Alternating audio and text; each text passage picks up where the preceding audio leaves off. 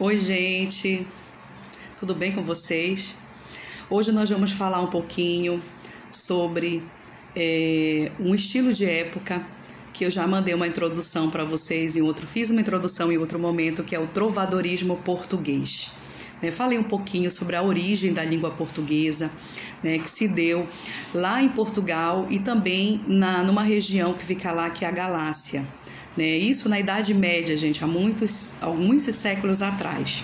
Então, a língua que se falava era o português antigo, conhecido como galego-português.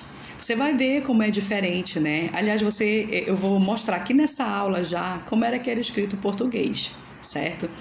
Eu vou fazer leitura para vocês de um ou dois trechos de poemas escritos naquele tempo.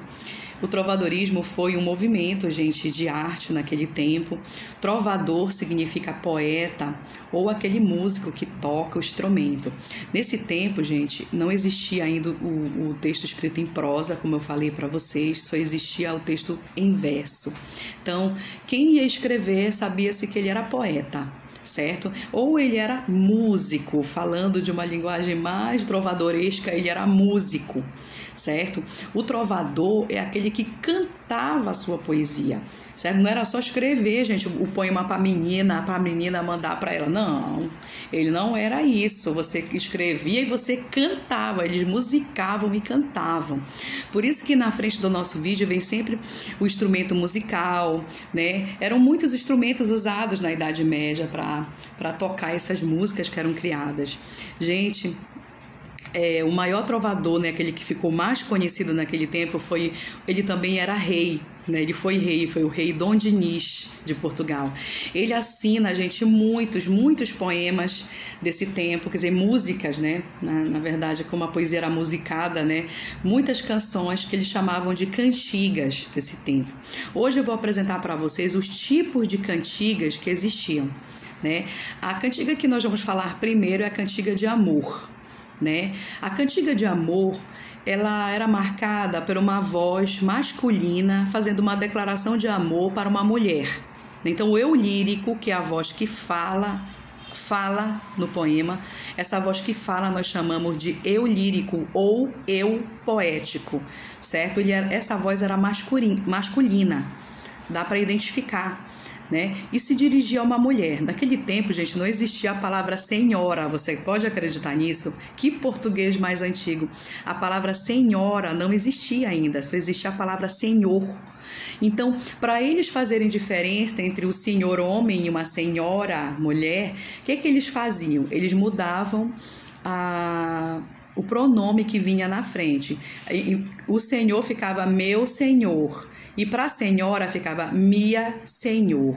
É assim que eles chamavam, porque só existia a palavra senhor. Esse A na palavra senhor só foi adquirido para transformar na palavra senhora séculos depois, gente. Então, até naquele momento, lá século XIV, século XIII, XII, XIII, XIV, chamava-se minha senhor para as mulheres. Ou seja, que seria minha senhora. Só tem um detalhe, gente, esse senhora não é no sentido de que tem de hoje em dia, não, de velha, sabe? Não era nada disso, senhora, mulher casada, não. Não era isso. Minha senhor era quem?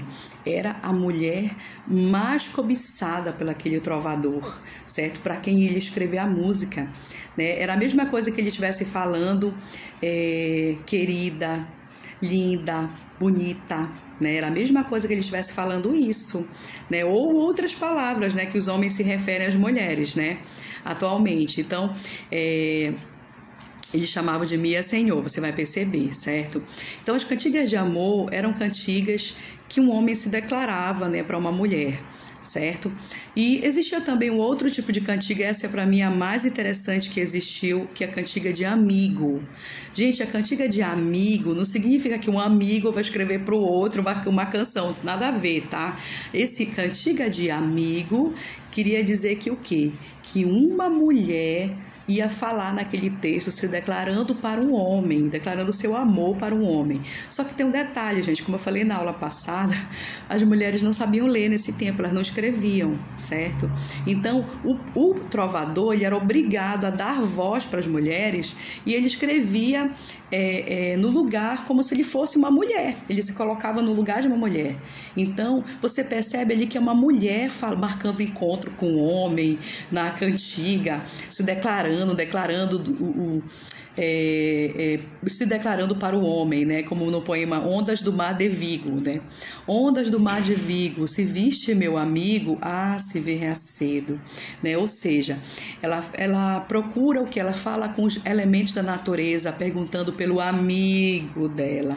Gente, só que esse amigo, a gente percebe nas cantigas, não era nada de amigo. O amigo era a mesma coisa que amante, aquele com o qual ela dormia, com o qual ela tinha uma vida já íntima com essa pessoa, certo? Então, esse negócio de ficar dizendo, é meu amigo, sei que é teu amigo, sei. Na Idade Média, o amigo era o amante, tá?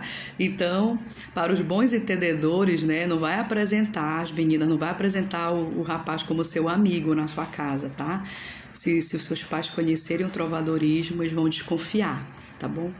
Brincadeirinhas à parte, gente, nós temos também o terceiro tipo de cantiga, que eram cantigas que chamavam-se cantigas de maldizer e cantigas de escárnio, que era para o quê? Para escarnecer de uma pessoa, né? Para falar no popular, para avacalhar, limar uma pessoa. Hoje em dia, aqui no Brasil, se usa muito a paródia para fazer isso, né? Para avacalhar com alguém, para denegrir a imagem de alguém.